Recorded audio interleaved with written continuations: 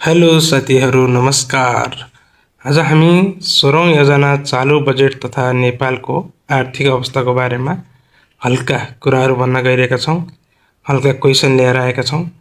तपाईहरुले भिडियोलाई अन्तिमसम्म हेरेर साथ दिनुहोला। नयाँ हुनुहुन्छ भने हाम्रो च्यानललाई सब्स्क्राइब गर्न नभुल्नुहोला र छेउमा रहेको बेल आइकनलाई अलमा दबाउनुहोला, किनकि हामीहरू यस्तै भिडियो तपाईहरुमाझ ल्याइराख्ने छौँ। यदि तपाईहरु शिक्षक सेवा आयोग निभावी तहको तयारीमा हुनुहुन्छ भने हामीहरू तपाईहरुमाझ यस्तै भिडियो ल्याएर आइराख्ने छौँ। साथीहरू, अब ढिला नगरी भिडियोलाई सुरु गरौँ। आज छ हाम्रो 16औं योजना चालू बजेट तथा नेपालको आर्थिक अवस्था। यसको बारेमा हामीहरूले केही प्रश्नहरू ल्याइरहेका छौँ। तपाईहरुले हेर्न सक्नुहुन्छ। प्रश्न नम्बर 1 मा रहेको छ 16औं योजनाले लिएको राष्ट्रिय लक्ष्यको संख्या कति रहेको छ? यसको आन्सर हो राष्ट्रिय लक्ष्य चाहिँ 40 वटा रहेको छ। गाइजहरु, तपाईहरुले हेर्न सक्नुहुन्छ, यहाँ 40 वटा रहेको छ। त्यसपछि जान्छौँ हामी प्रश्न नम्बर 2 मा 16औं योजनाको अवधारणा पत्र कहिले पारित भएको थियो? यसको सही आन्सर हो 2080 साउन 17 गते पारित भएको थियो। अब हामी प्रश्न नम्बर 3 मा जान्छौँ। प्रश्न नम्बर 3 16औं योजनाले मुख्य प्राथमिकता राखेको 2 वटा विषय कुन हुन् भनिरहेछ। अनि यहाँ हामीहरूले भन्नु पर्यो यसको सही आन्सर हो डिजिटल डाटाबेस र ई-गभर्नेन्स भनेर हामीले भन्नु पर्यो।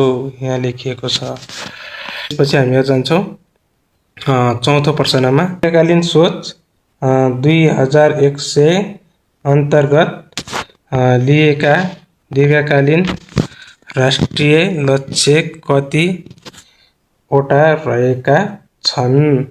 यसको सही आन्सर हो 10 वटा। यहाँ लेखिएको छ 10 वटा। साथीहरू, हामीहरू अर्को प्रश्नमा जान्छौँ। प्रश्न नम्बर 5 मा जान्छौँ हामीहरू। प्रश्न नम्बर 5 मा यस प्रकार रहेको छ 16औं योजनाले लिएको उद्देश्य कति वटा रहेको छन्? 16औं योजनाले लिएको उद्देश्य कतिवटा रहेका छन्? 16औं योजनाले लिएका उद्देश्यहरू 3 वटा रहेका छन्। यहाँ हेर्न सक्नुहुन्छ, लिएका उद्देश्य 3 वटा रहेका छन्। नम्बर 6 यस प्रकार रहेको छ 16औं योजनाको अन्त्यसम्म नेपालको विधिको सुशासन सूचाङ्कहरू कति पुर्याउने लक्ष्य रहेको छ भनिरहेको छ। 16औं योजनाको अन्त्यसम्म नेपालको विधिको सुशासन सूचाङ्क कति पुर्याउने लक्ष्य रहेको छ भने यसको सही आन्सर हो 0 सूचाङ्क कति अरे 0.70 पुर्याउने लक्ष्य रहेको छ। 16औं योजनाको अन्त्यसम्म राष्ट्रिय पत्र नम्बर प्राप्त गरेका नेपाली नागरिक कति पुर्याउने लक्ष्य रहेको छ भनिरहेको छ। यसको सही आन्सर 90% पुर्याउने लक्ष्य छ। कति? 90% पुर्याउने लक्ष्य रहेको छ। त्यसपछि जान्छ हामीहरू 8औं प्रश्नमा। 8औं प्रश्नमा दिएको छ 16औं योजनाको अन्त्यसम्म मृत्यु दर प्रति लाख जीवित जन्ममा कति पुर्याउने लक्ष्य रहेको छ भनिरहेको छ। 16औं योजनाको अन्त्यसम्म मृत्यु दर प्रति लाख जीवित जन्ममा कति पुर्याउने लक्ष्य रहेको छ भने यसको सही आन्सर हो यहाँ देखाइएको छ तपाईहरुलाई। यहाँ देखाइएको छ कति पुर्याउने लक्ष्य छ भनेपछि 85 जना 85 जना यहाँ रहेको छ 85 जना रहेको छ। त्यसपछि प्रश्न नम्बर 9 मा छ 16औं योजनाको अन्त्यसम्म लैंगिक विकास सूचकांकहरु कति पुर्याउने लक्ष्य रहेको छ। 16औं योजनाको अन्त्यसम्म लैंगिक विकास सूचकांकहरु कति पुर्याउने लक्ष्य रहेको छ भनेपछि यसको सही आन्सर हो यसको सही आन्सर रहेको छ सूचकांक 0.967% पुर्याउने लक्ष्य रहेको छ। अब जान्छौं हामीहरु अर्को प्रश्नमा। साथीहरु अर्को प्रश्नमा जान्छौं। प्रश्न नम्बर 10 मा रहेको छ प्रश्न नम्बर 10 16औं योजनाको अन्त्यसम्म महिलाको नाममा घर वा जग्गा गरेका परिवार कति पुर्याउने लक्ष्य रहेको छ। 16औं योजनाको अन्त्यसम्म महिलाको नाममा घर वा जग्गा गरेका परिवार कति पुर्याउने लक्ष्य रहेको छ रे। यो भनेको 35%। तपाईले हेर्न सक्नुहुन्छ यहाँ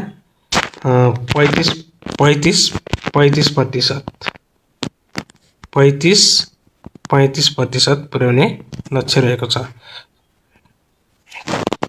अब प्रश्न नम्बर 11 मा जान्छौं हामीहरु। प्रश्न नम्बर 11 मा 16औं प्रश्न नम्बर 11 मा छ 16औं योजनाको अन्त्यसम्म नेपालको प्रति व्यक्ति राष्ट्रिय आय कति पुर्याउने लक्ष्य रहेको छ भनिएको छ हैन।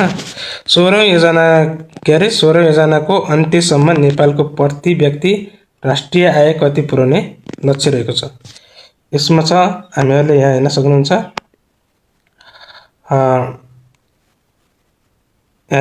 तपाईहरुले 2251 अमेरिकी डलर 2000